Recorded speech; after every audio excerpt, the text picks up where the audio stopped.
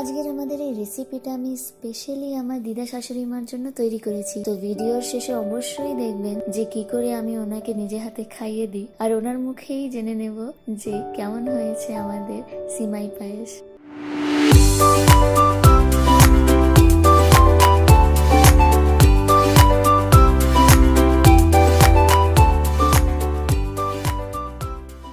Hello friends, স্বাগত আপনাদের সবাইকে লিন্সক্রিয়েশনে। আজ আবার আমি চলে এসেছি একটি খুবই ইজি রেসিপি নিয়ে, যেটি সিমাই পায়েস বা মিষ্টি সিমাই নামে আপনারা সবাই জানেন। তো আজকের ইনগ্রেডিয়েন্টসগুলো দেখে নিই। কাজু কিশমিশ, সেমিয়া, দুধ, তেজপাতা আর এলাচি, চিনি আর ঘি। লাইক করবেন, সাবস্ক্রাইব করবেন আমাদের চ্যানেল, আর নোটিফিকেশনের জন্য বেল আইকনটি প্রেস করতে ভুলবেন না। প্যানটাকে বসিয়ে দিলাম, ঘি দিয়ে দিলাম। যখন দেখবেন ঘিটা গরম হয়ে এসেছে, আস্তে করে তেজপাতাটাকে ছেড়ে দিয়ে নাড়াচাড়া করে নেবেন। এবার সেমিয়াগুলোকে ঢেলে দিয়ে ঘির সঙ্গে ভালো করে ভেজে নিতে হবে।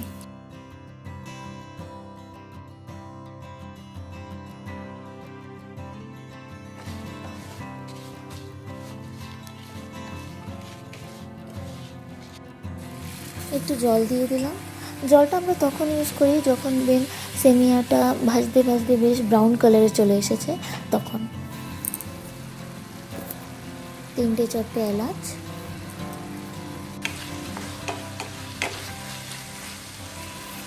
দুধ ঢেলে দিলাম।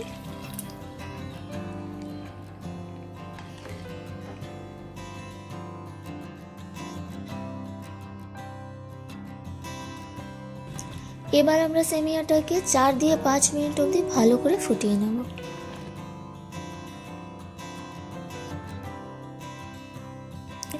এবার সব থেকে শেষে চিনিটা ঢেলে দেব।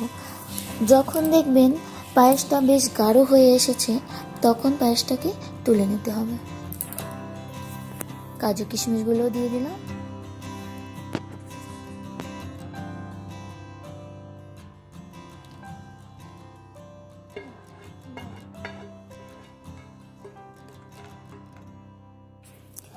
তৈরি হয়ে গেল খুবই কম সময় আর খুবই ইজি ওয়েতে আজকের আমাদের রেসিপি সিমাই পায়েস।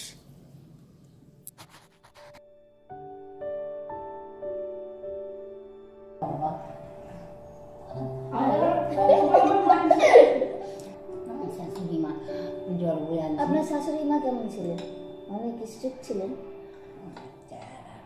মোটা সোটা ছিলেন? বকতো খুব? না, ভালো ছিল। হ্যাঁ, শাশুড়ি মতন শাশুড়ি না। আরে বাহ, আমার শাশুড়ি মার মতন শাশুড়ি মানে তুমি মেয়ে বউটা একই। কেমন লেগেছে? ভালো লেগেছে? সুন্দর হয়েছে। ভালো হয়েছে? কিছুই দিইনি, দুধ আর চিনি দিয়ে বানিয়েছি। হ্যাঁ হ্যাঁ, একটু কাজু কিশমিশ দিয়েছি, দুধ দিয়েছি, একটু চিনি দিয়েছি, খুব সুন্দর করেছি। আরে